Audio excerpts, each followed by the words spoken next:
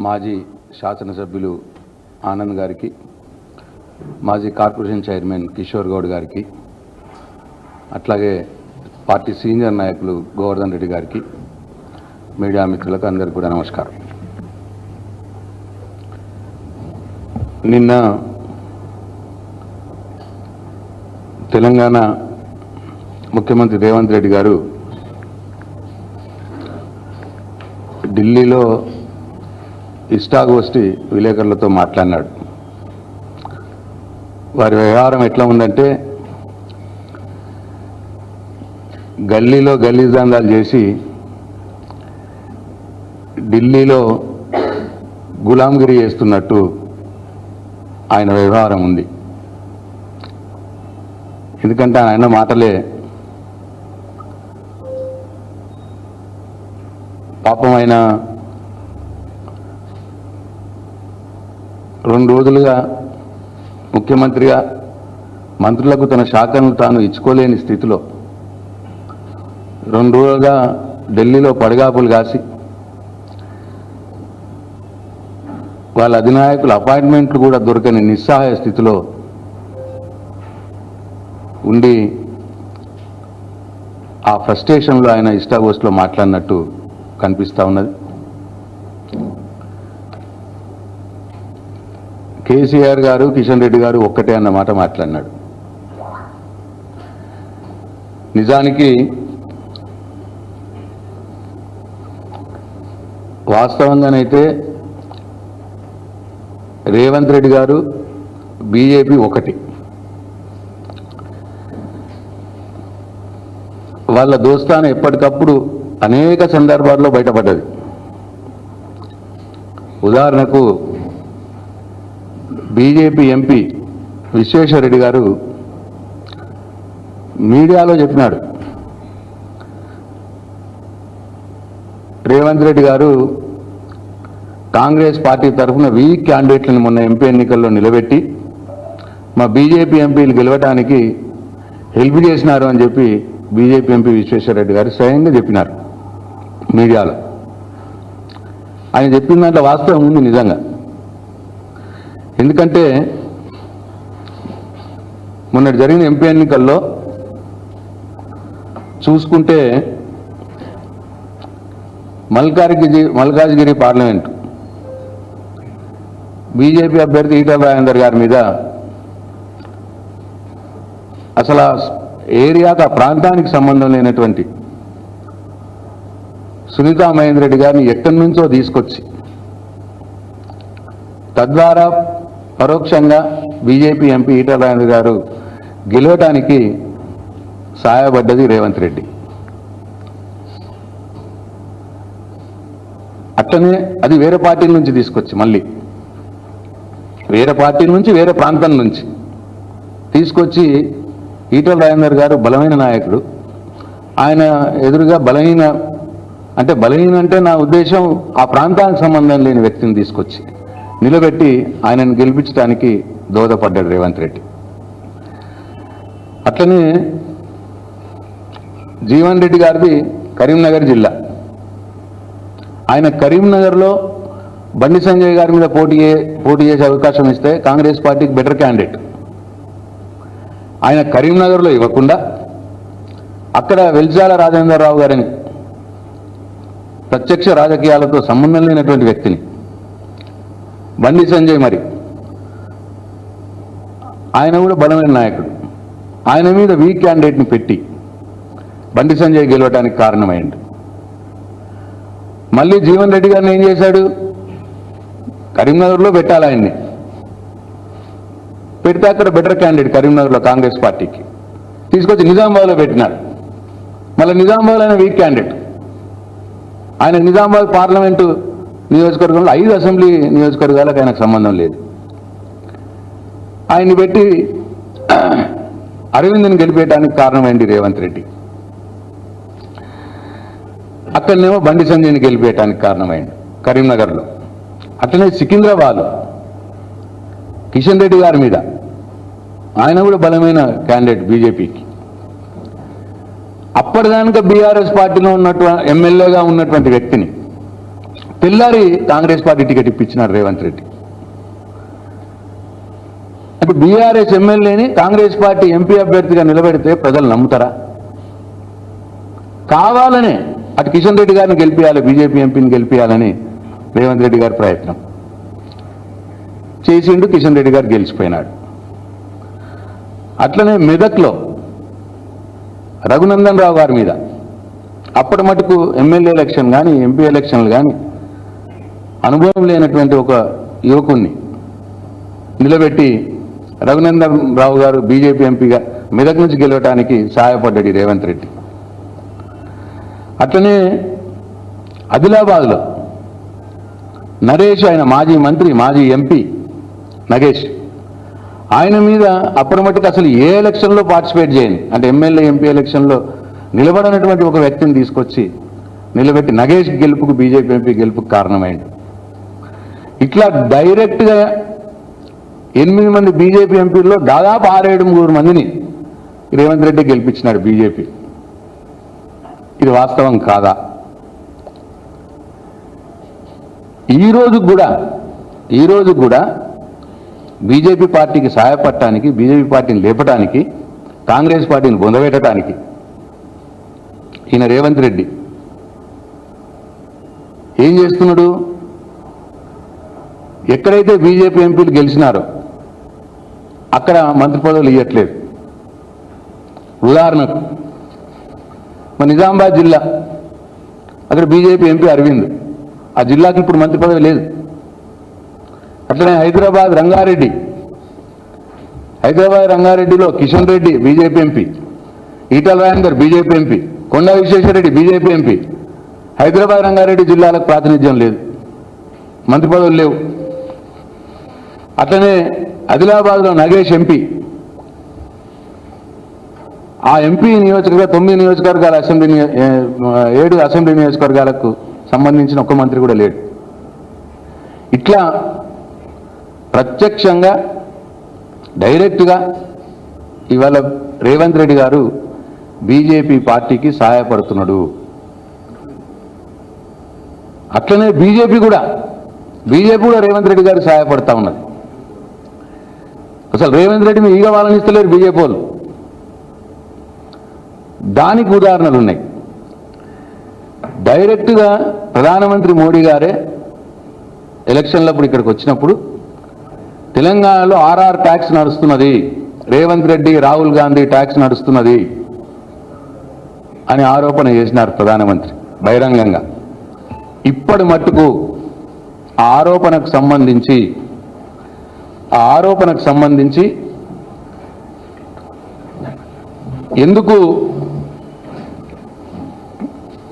ఎందుకు ఎంక్వైరీ జరగట్లేదు? ఎందుకు మరి ప్రధానమంత్రి ఆర్ఆర్ ట్యాక్స్ నడుస్తున్నది అని చెప్పినప్పుడు ఎందుకు ఈడీలు రావట్లేదు రేవంత్ రెడ్డి మీదకి? ఎందుకు సిబిఐ ఎంక్వైరీలు జరగట్లేదు రేవంత్ రెడ్డి మీద? మరి బీజేపీ రేవంత్ రెడ్డిని కాపాడుతున్నది అనటానికి నిదర్శనం ఇది కాదా? అట్లనే రేవంత్ రెడ్డి గారి మీద నోటుకు బయట కేసు ఉన్నది, ఇటుపోయింది అది కేసు.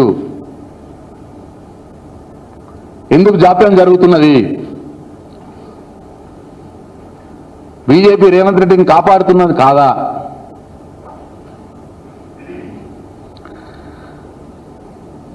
అట్లనే ఢిల్లీ పోయిన ప్రతిసారి రేవంత్ రెడ్డికి రాహుల్ గాంధీ అపాయింట్మెంట్ దొరకదు, కానీ మోడీ గారి అపాయింట్మెంట్ మాత్రం ఇమీడియట్గా దొరుకుతుంది. రేవంత్ రెడ్డి గారి నాయకుడు, కాంగ్రెస్ పార్టీ నాయకుడు, కాంగ్రెస్ ముఖ్యమంత్రికి రాహుల్ గాంధీ వాళ్ళ పార్టీ నాయకుడు అపాయింట్మెంట్ దొరకదు, కానీ ప్రధానమంత్రి అపాయింట్మెంట్ మాత్రం 15 నిమిషాలనే దొరుకుతుంది పోగానే. ఇది దేనికి సంకేతం? ఇకపోతే ఇవాళ బీజేపీ ఎంపీ అరవింద్ అంటాడు, రేవంత్ రెడ్డి బీజేపీలోకి వస్తే ఆహ్వానిస్తామని అంటాడు. ఇగో ఇది అరవింద్ గారి స్టేట్మెంట్. రేవంత్ రెడ్డి బీజేపీలోకి వస్తే ఆహ్వానిస్తామన్న మాట మాట్లాడతాడు. ఇక బండి సంజయ్ గారు అయితే ఆయన రేవంత్ రెడ్డిని ఆయన మీద ఈగ వాళ్ళనియట్లేదు. రేవంత్ రెడ్డికి శాసనిస్తాడు. రేవంత్ రెడ్డి గారు జాగ్రత్త చూసుకో, మీ మంత్రులంతా కిందమే చేస్తాను, మీ ముఖ్యమంత్రి పదవి కాపాడుకో అన్నమాట మాట్లాడతాడు బహిరంగంగానే. ఓపెన్ ఇంకో మాట అన్నాడు ఆయన, మనం ఒకటే, కాంగ్రెస్ బీజేపీ ఒకటే, బీఆర్ఎస్ బుద్ధ పెట్టాలి, మన ఇద్దరం ఒకటే అన్న మాట మాట్లాడతాడు. మనం తిట్టుకోవద్దు, మన ఇద్దరం రెండు పార్టీలను తిట్టుకోవద్దు అన్న మాట మాట్లాడతాడు బండి సంజయ్. ఇది దేనికి సంకేతం? అట్లనే ఇట్లా బీజేపీ రేవంత్ రెడ్డిని కాపాడుతుంది, రేవంత్ రెడ్డి బీజేపీ ఎంపీలు గెలవడానికి సాయం చేస్తాడు, బీజేపీ ఎంపీలు ఉన్న చోట మంత్రుల్ని పెట్టాడు.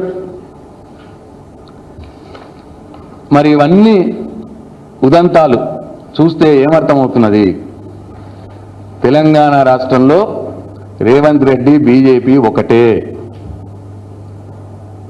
ఇన్ని ఉదాహరణలు ఉన్నాయి. అట్లనే మొన్నటికి మొన్న ఈ ముఖ్యమంత్రి ఓపెన్గా చెప్తా ఉన్నాడు, ఇక ఏమైనా వెనక ముందు కూడా ఆలోచిస్తలేడు. నేను బీజేపీ స్కూల్లో చదువుకున్నా అంటున్నాడు ఆయన. బీజేపీ స్కూల్లో చదువుకున్నా, టీడీపీ కాలేజీలో చదువుకున్నా అని ఇంకేదేదో మాట్లాడతాడు. అంటే ఇక టీడీపీ బీజేపీ అలయన్స్ పార్టీ, ఇప్పుడు ఆ రెండు ఒకటే. అంటే ఈ దేనికి సంకేతం? హైదరాబాద్ అన్నాడు మొన్న ఎప్పుడో, ఈ హైదరాబాద్ అన్నది మోడీకి వినిపించిందో లేదో అని చెప్పి నిన్న ఢిల్లీలో కూడా మళ్ళీ అదే మాట మాట్లాడుతున్నాడు ముఖ్యమంత్రి రేవంత్ రెడ్డి గారు. మోడీ నేను ఒకటే స్కూల్లో చదువుకున్నామంటున్నాడు. నేను బీజేపీ స్కూల్లో చదువుకున్నా, కాలేజేమో టీడీపీ. అంటే హైదరాబాద్లో చెప్తే వినడం అని చెప్పి మళ్ళీ ఢిల్లీలో పోయి చెప్పి అంటే సిగ్నల్ ఇస్తున్నాడు అన్నట్ట మోడీ గారికి. నేను మీ ఓన్ నేనే సిగ్నల్ ఇస్తున్నాడు. కాంగ్రెస్ పార్టీ జాగ్రత్త సుమా, ఎన్నడో ఒకరోజు మిమ్మల్ని మొత్తం ముంచేసి పోతాడు. కాంగ్రెస్ పార్టీకి సూచన చేస్తా ఉన్నా, రేవంత్ రెడ్డి నమ్మకండి. ఓపెన్గా చెప్తున్నాడు. నేను ఢిల్లీలో కూడా చెప్పొచ్చింది. ఢిల్లీలో మీడియా ఉంటుంది కదా, ఢిల్లీ పేపర్లలో వస్తే ప్రధానమంత్రి గారు చూస్తారని చెప్పి. ఇట్లా వీళ్ళిద్దరూ రేవంత్ రెడ్డి బీజేపీ ఒకటై ఇవాళ ఇంకా ఏదో మాట్లాడి డైవర్షన్ పాలిటిక్స్ చేయాలనే ప్రయత్నం చేస్తూ ఉన్నాడు. అట్లనే ఇంకో మాట,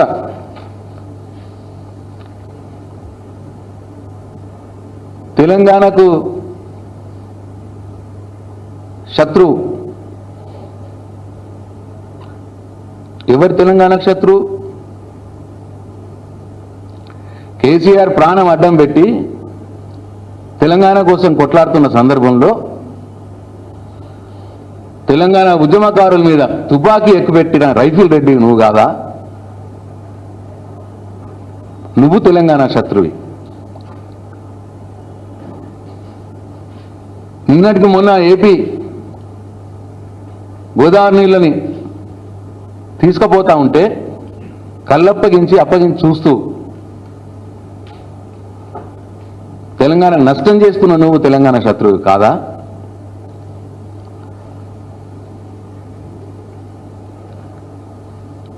తెలంగాణ తలసరి ఆదాయం కేసీఆర్ గారి 10 సంవత్సరాల అద్భుతమైన పరిపాలనలో ఎక్కడో ఉన్న తెలంగాణని ఈ దేశంలో నంబర్ 1 రాష్ట్రంగా తెలంగాణను తీసుకపోతే, తెలంగాణ తలసరి ఆదాయాన్ని దేశంలో నంబర్ 1గా నిలబెడితే, నువ్వు వచ్చిన 18 నెలల కాలంలో నీ దరిద్రపు పాలనతో ఇవాళ తెలంగాణ తలసరి ఆదాయం 4వ స్థానానికి దిగజారిపోయింది. తెలంగాణ జిఎస్డిపి గ్రోత్ 3వ స్థానంలో ఉంటే ఈ దేశంలో కేసీఆర్ హయాంలో ఇవాళ 11వ స్థానానికి దిగజారిపోయింది. తెలంగాణ తలసరి ఆదాయంలో జిఎస్డిపి గ్రోత్లో కిందికి దిగజార్చిన నువ్వు తెలంగాణ శత్రువు రేవంత్ రెడ్డి కాదా? ఒకసారి తెలంగాణ సమాజం ఆలోచించాలి. తెలంగాణ అప్పుల పాలైంది అని చెప్పి ప్రపంచం ముందు తెలంగాణ పరువు తీస్తున్నాం. తెలంగాణ ముఖ్యమంత్రిని చూస్తే దొంగను చూసినట్టు చూస్తున్నారు అని తెలంగాణ పరువు తీసినాం. తెలంగాణ పరువు తీస్తున్నటువంటి మీరు తెలంగాణ మొదటి శత్రువు రేవంత్ రెడ్డి గారు. ఇవాళ కేసీఆర్ తెలంగాణ ఆత్మ.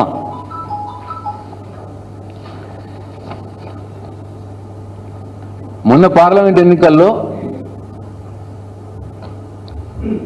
తెలంగాణలో ఉన్న దేవుళ్ళందరి మీద ఒట్లు పెట్టి రుణమాఫీ చేస్తా అని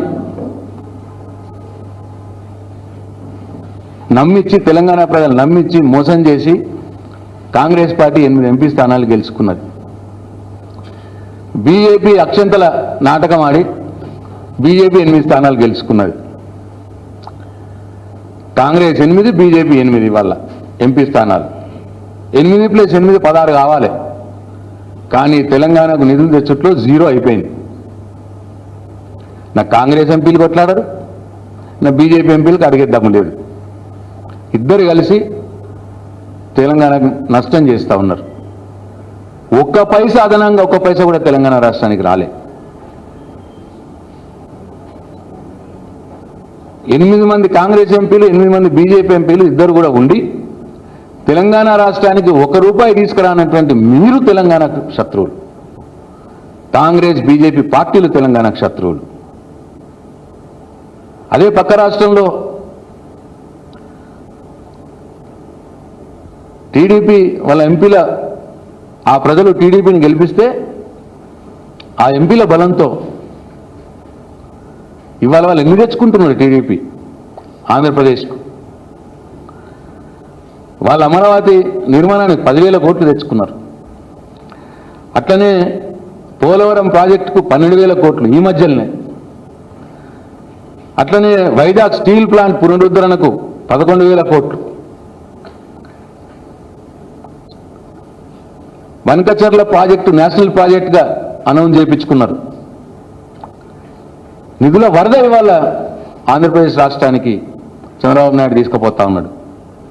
కానీ 8 మంది కాంగ్రెస్ ఎంపీలు, 8 మంది బీజేపీ ఎంపీలు ఉన్న తెలంగాణ రాష్ట్రానికి ₹1 అదనంగా రావట్లేదు. ఎవరు తెలంగాణకు శత్రువులు? మీరు కాదా? మీ కాంగ్రెస్ బీజేపీ పార్టీలు కాదా?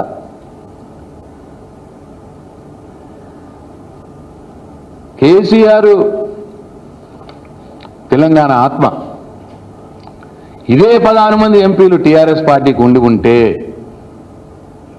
ఇవాళ పరిస్థితి ఎట్లా ఉంటుండే? ఇవాళ ఆంధ్రప్రదేశ్ ఏ నిధుల వరదనైతే పోతున్నదో అంతకంటే డబుల్ వరద ఇవాళ తెలంగాణకు వచ్చేది. ఎందుకంటే తెలంగాణకు టీఆర్ఎస్ పార్టీకి 16 మంది ఎంపీలు ఉంటే తెలంగాణ ప్రయోజనాలే ముఖ్యం బీఆర్ఎస్ పార్టీకి. ఇటు కాంగ్రెస్ పార్టీకి గులాంగిరి చేయరు, ఇటు బీజేపీ పార్టీకి గులాంగిరి చేయాలి. బీఆర్ఎస్ పార్టీ ఎంపీలు తెలంగాణ ప్రయోజనాల కోసం కొట్లాడతారు. కేసీఆర్ గారికి తెలంగాణ ప్రయోజనం కంటే ఏదీ ఎక్కువ కాదు. ఎందుకంటే తెలంగాణ రాష్ట్రాన్ని పుట్టించిందే కేసీఆర్. 10 సంవత్సరాల కాలంలో నంబర్ 1 రాష్ట్రంగా తీర్చిదిద్దిందే కేసీఆర్. 16 మంది ఎంపీలు ఉంటే కేసీఆర్ చేయిలో ఇవాళ ఈ గతి పట్టేదా తెలంగాణకు? ఈ నిస్సహాయులైనటువంటి 8 మంది కాంగ్రెస్ ఎంపీలు, కాంగ్రెస్ బీజేపీ ఎంపీలు తెలంగాణకు శత్రువులు కాదా అని చెప్పి నేను అడుగుతా ఉన్నా. అట్లనే ఇవాళ రేవంత్ రెడ్డి గారి పరిస్థితి ఎట్లయిపోయిందంటే కాంగ్రెస్ పార్టీలో ఒక ఒక శక్తి లేని ముఖ్యమంత్రిగా మిగిలిపోతా ఉన్నాడు. బాధేస్తున్నది.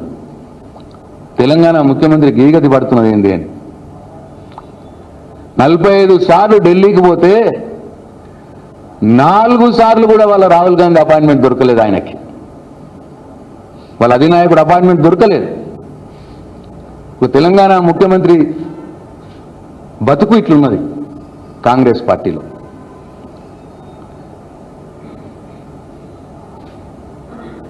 ఎమ్మెల్సీల నిర్ణయం తెలంగాణలో జరగదు, మంత్రుల నిర్ణయం తెలంగాణలో జరగదు, చివరికి మంత్రుల శాఖల కేటాయింపు కూడా తెలంగాణలో జరగదు. ముఖ్యమంత్రి పోయి ఢిల్లీకి పోయి 2 రోజులు పడయాపులు కాయాలి, అయినా వాళ్ళ అధినాయకుడు అపాయింట్మెంట్ దొరకదు. వాళ్ళ ఆ పార్టీ సెక్రటరీలు చిట్టీలు రాసిస్తారు. ఓ చిట్టి రాసిచ్చి ముఖ్యమంత్రి ముఖాన కొడతారు. గీన గీ మంత్రి షాకి, గీన గీ మంత్రి షాకి అంటే ఆ చిట్టిని మహాభాగ్యం అని చెప్పి తీసుకొచ్చుకొని ఇవాళ మంత్రులకు శాఖలు కేటాయించే పరిస్థితి. అది 3 మంత్రులు ఎక్కువ కాదు, 3 మంత్రుల శాఖలు కూడా కేటాయించలేని నిస్సహాయ శిస్తులో శక్తిహీనుడిగా తెలంగాణ ముఖ్యమంత్రి రేవంత్ రెడ్డి మిగిలిపోయిండు. చాలా దురదృష్టం. ఈయన చెప్పిన వాళ్ళకి ఎవరికి మంత్రి ఇయ్యలే. మొన్న 3 కూడా ఈయన చెప్పిన వాళ్ళు ఒక్కరు కూడా లేరు. ఆ నిస్సహాయ స్థితిలో నిన్న ఇష్టం వచ్చినట్టు ఆ ఇష్టాగోష్ఠిలో మాట్లాడిండు. తెలంగాణ ఆత్మ గౌరవాన్ని ఢిల్లీ మోకాళ్ళ దగ్గర మోకరింపు చేసినటువంటి ముఖ్యమంత్రిగా మిగిలిపోతాడు రేవంత్ రెడ్డి గారు ఈ చరిత్రలో. చాలా బాధగా ఉన్నది. కులగణన చేయడానికి చర్చించడానికి పోయినాడంట. వీళ్ళు చేసిన కులగణని కర్ణాటక రాష్ట్రంలో నేర్చుకోవాలన్నట. దానికోసం పిలిచినామని చెప్పి పైకి డాంబికం డబ్బా కొడతారు. ఇక్కడ జరిగిన కులగణనే అటర్ ఫ్లాపు. 80% మంది ప్రజలు తెలంగాణ రాష్ట్రంలో కులగణనలో పాల్గొనలే. ఊరికేదో వచ్చిరంటే వచ్చిర్రు, వాళ్ళు ఇదేదో చెప్పిరంటే చెప్పిర్రు, రాసుకున్నారు, పోయినరు. ఎవ్వరు కూడా ఏ వివరాలు, నువ్వు ఇష్టం వచ్చినట్టు సొంత వివరాలు, పర్సనల్ వివరాలు కూడా అడిగి కులగణన పెడితే ఎవరు పాల్గొంటారు? Fail, utter flop. దానికంటే డాంబికాలు కొట్టుకొని ఇక కర్ణాటక నేర్చుకోవాలన్నట్టు ఈయన కులగణను చూసి. ఇంకో మాట అన్నాడు, కాళేశ్వరం మీద 2-3 రోజులల్లా మాట్లాడతాడట అన్ని విషయాలు. ఇన్ని రోజులు ఏమైంది మరి నీకు అంటే? ఇక మళ్ళా అబద్ధాలతోటి ఒక ప్రజెంటేషన్ తయారు చేయాలి, నోటికి వచ్చినట్టు వాగాలి. దానికోసం టైం తీసుకున్నారా? ఇంకా వంటకం అయితలేదా? అబద్ధాల కాళేశ్వరం ప్రజెంటేషన్ వంటకం ఇంకా అయితలేదా? అయినాక చెప్తారన్నట్ట 2-3 రోజుల తర్వాత. అంటే ఏమర్థం చేసుకోవాలి తెలంగాణ సమాజం? అస్సలు ఇక్కడే వచ్చింది. నీకు ప్రజలు ముఖ్యమంత్రిగా అవకాశం ఇచ్చినారు, 18 నెలలు అయింది. ఏం చేసిరండి మీరు 18 నెలల నుంచి? ఏం లేదు. కేసీఆర్ని ఎప్పుడు జైల్లో వేయాలి, కేటీఆర్ని ఎప్పుడు జైల్లో వేయాలి, హరీష్ రావుని ఎప్పుడు జైల్లో వేయాలి, ఎట్లా వేయాలి? ఇంకా ఎక్కువ తక్కువ ఎవడు మాట్లాడుతున్నాడు? బీఆర్ఎస్లా జగదీష్ రెడ్డి మాట్లాడుతుండా, కొప్పులు ఈశ్వర్ మాట్లాడుతుండా, పల్లా రాజేశ్వర్ మాట్లాడుతుండా, ప్రశాంత్ రెడ్డి మాట్లాడుతుండా. వీళ్ళని కూడా ఎట్లా లోపల వేయాలి, జైల్లో వేయాలి, ఇది ఆలోచించుడు తప్పిస్తే ఈ సోషల్ మీడియాలో ఎవడెక్కువ పోస్టులు పెడుతున్నాడు, ఈ కొంతం దిలీప్ నేడేయాలి, వీడు హైదరాబాద్లో పోలీస్ బిల్ తింటలేడని చెప్పి నిర్మల దాకా తీసుకుపోవాలి తెల్లందాకా. కొంతం దిలీప్ గారు హైదరాబాద్ ఎయిర్పోర్ట్లో దిగంగానే అర్ధరాత్రి నిర్మల్ పోలీస్ స్టేషన్ తీసుకుపోతున్న అవసరం ఉన్నదా? ఊర్లలో టీఆర్ఎస్ పార్టీ ఎవడెవడు పోస్టులు పెడుతున్నాడు నా మీద, వాళ్ళందరి మీద కేసులు పెట్టాలి. ఇంకెవరైనా ఇక్కడ మాట్లాడితే విజిలెన్స్ ఎంక్వైరీలు, ఈ కమిషన్ లేసుడు ఇది తప్పిస్తే ఇక మైక్ దొరకగానే తిట్ల పురాణం. ఇక పాలనలో ఏం చేస్తున్నావు అంటే హైడ్రా పేరుగా పేదోళ్ళు ఇల్లు ఊలగొట్టుడు తప్ప నువ్వు చేసింది ఏంది ఈ 18 ఏళ్ల కాలంలో? ఒక్కసారి ఆత్మవిమర్శ చేసుకోండి ముఖ్యమంత్రి రేవంత్ రెడ్డి గారు. ఇది తప్ప, ఈ టైం వేస్ట్ కార్యక్రమాలు తప్ప, కేసులు, ఎంక్వైరీలు, కమిషన్లు, జైళ్ళ లేసుడు, దీనికి పెట్టే టైంని, దీనికి వెచ్చించే సమయాన్ని పాలన మీద వెచ్చించండి.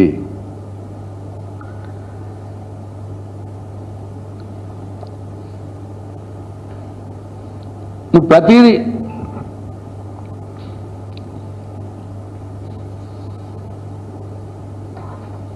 నువ్వేమన్నావు? 100 రోజుల్లో 420 హామీలు ఇచ్చినావు, అమలు చేస్తా అన్నావు. 100 రోజుల్లో అమలు చేస్తా అన్నావు. ఒక్కటికి 10 సార్లు చెప్పినావు. మేము ఫస్ట్ అసెంబ్లీ సెషన్లో అడిగితే ఇప్పుడైనా 3 నెలల నాగరా అన్నావు. 100 రోజులు అమలు చేసి చూపిస్తామని చెప్పి రాసినావు, కార్డుల గ్యారంటీ కార్డులో రాసినావు, నీ మేనిఫెస్టోలో రాసినావు. మరి వాళ్ళ 600 రోజులైంది. ఇప్పుడు రేవంత్ రెడ్డి ఈ బక్వాస్ పనులు బంద్ చేయండి. కేసులు పెట్టుడు, ఎంక్వైరీలు, కమిషన్లు, జైలు లేసుడు, వీటి మీద టైం వేస్ట్ చేసుకోకుండా మీరిచ్చిన హామీలు అమలు చేయండి. చేసినవా ఒక్కటన్నా? చక్కగా చేసినావా ఒక్కటన్నా? 2 లక్షల రుణమాఫీ చేస్తాను, డిసెంబర్ 9న నేను రాగానే చేస్తాను. ఏది? సగం మందికి కూడా కాలే. ఇంకా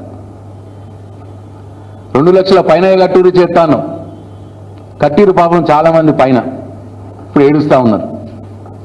ఇవాళ ఇంకెంతుంటే నీకెందుకు? రైతుకి నువ్వు వేస్తాను 2 లక్షలు వేసే ఆయన అకౌంట్లా, ఎక్కుంటే ఆయన కట్టుకుంటాడు, బ్యాంక్ ఆయన చూసుకుంటాడు.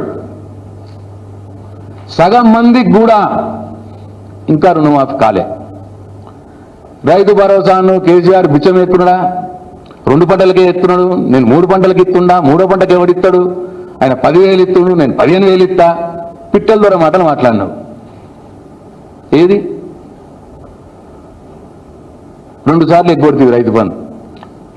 మొన్న ఎంపీ ఎలక్షన్లు ఉన్నాయని ఒకసారి వేసినావు.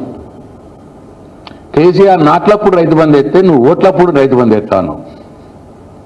మళ్ళా ఇప్పుడు పంచాయతీ ఎలక్షన్లు, ఎంపీటీసీల ఎలక్షన్లు వస్తున్నాయి, మళ్ళీ వేస్తా అంటున్నావు. ఇప్పుడు 2 సార్లు ఎగ్గొట్టినావు. అది చక్కగా చేయలే. కౌలు రైతులు కూడా ఇస్తా అన్నావు. ఇప్పటిదానికి ఒక్క కౌలు రైతుకి ఇవ్వలే రైతు బంధు. అన్ని రకాల వడ్లకు 500 బోనస్ అన్నావు. ఇప్పుడు 3-4 పంటల వడ్లు నువ్వు వచ్చిన నుంచి అన్ని రకాల వడ్ల మాట మార్చినావు. సన్న వడ్ల కన్ను ఒక్కసారి ఇచ్చినావు, అది 120 మందికి ఇచ్చినావు. ఇప్పుడు మొన్నటిదానికి ఇంకా లేదు, అది ఎగ్గొట్టినావు. రైతు బీమా చనిపోతే 5 లక్షలు ఇస్తుండే కేసీఆర్, దాని ప్రీమియం కట్టలే. 3 నెలలు 4 నెలలు కట్టలే ప్రీమియం. ఇప్పుడు వాళ్ళ బతికేంది? ఆ 4 నెలల్లో ఏమైనా జరగదని జరిగితే పాప రైతుని ఎవరు కాపాడాలి? ఇక కేసీఆర్ 2,000 ఇస్తాడు, బిచ్చమిస్తున్నాడు, ఇంట్లో అయ్యకే ఇస్తున్నాడు. నేను అంటే అయ్యకిత్తా, అవ్వకిత్తా, కోడలికిత్తా, అది కూడా 2,000 కాదు 4,000 ఇస్తా అన్నాం. ఏది? కోడలేటివా, అవ్వ ఇటువా, 2,000 4,000 ఎటువా? అది ఎగ్గొడితే ప్రతి మహిళకు 2,500 ఇస్తా అన్నావు. ఏది?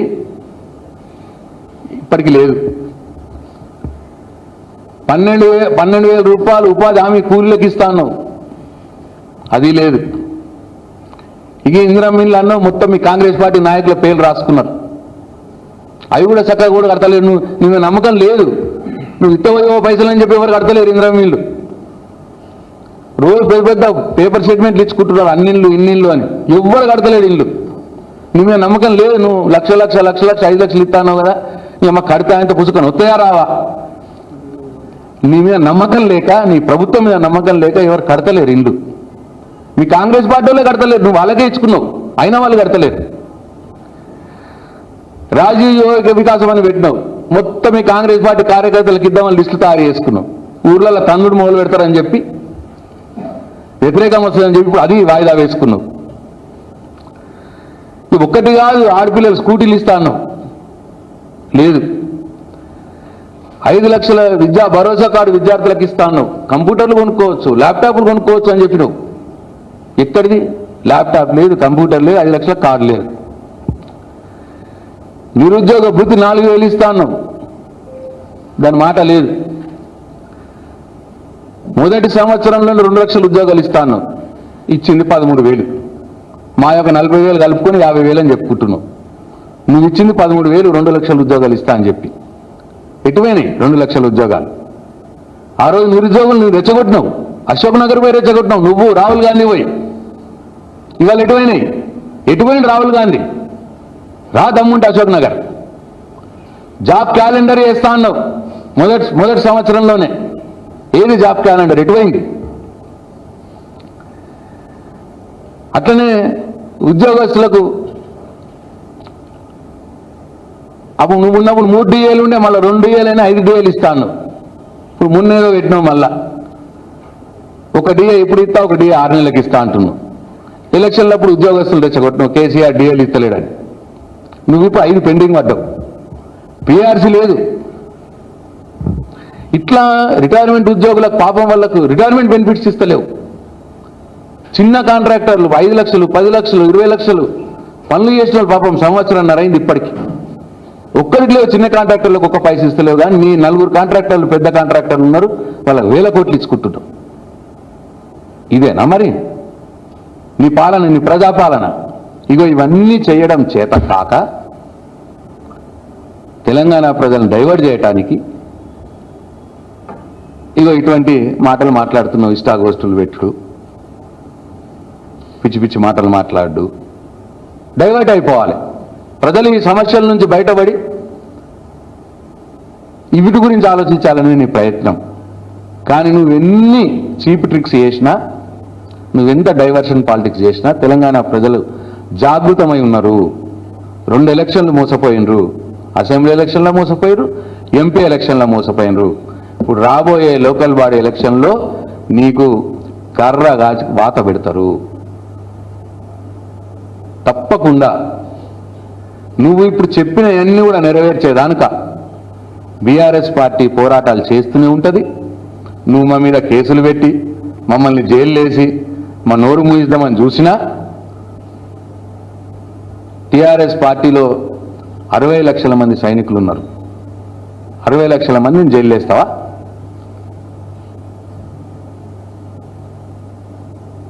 కేసీఆర్ని జైలు వేసి, కేటీఆర్ని జైలు వేసి, హరీష్ రావుని జైలు వేసి, ఇంకా మాలాంటి వాళ్ళని మాట్లాడేటోళ్ళని జైలు వేసి నువ్వేదో ఎలక్షన్లు గెలుస్తా అనుకుంటున్నావా?